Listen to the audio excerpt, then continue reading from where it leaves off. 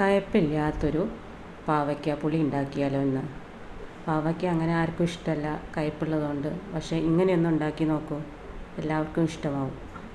ഒരു 2 വറ്റൽമുളകും ഒരു സ്പൂണ് കടുകൂട, ഒരു പാവയ്ക്ക വട്ടത്തിൽ കഷ്ണാക്കിയിട്ടാണ്. ഇതൊന്ന് നന്നായിട്ട് വഴറ്റി കൊടുക്കുക.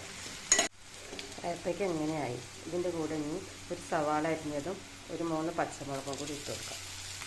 ഇത് നല്ലോണം ഒന്ന് വാടട്ടെ. കുറച്ച് ഉപ്പ് ഇട്ട് കൊടുക്കാം.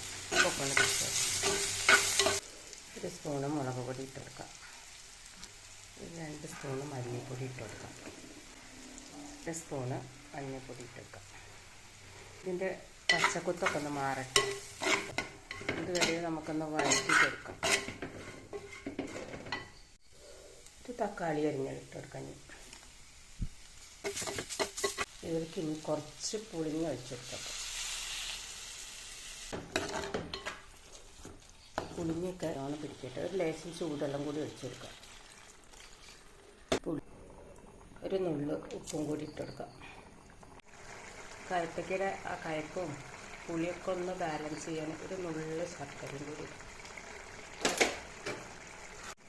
2 കൊത്ത് കരിവേപ്പിൻ്റെ. അങ്ങനെ നമ്മുടെ കയ്പ്പയ്ക്ക പുളി റെഡിയായി കേട്ടോ. എല്ലാവരും ഒന്ന് ഉണ്ടാക്കി നോക്കണേ.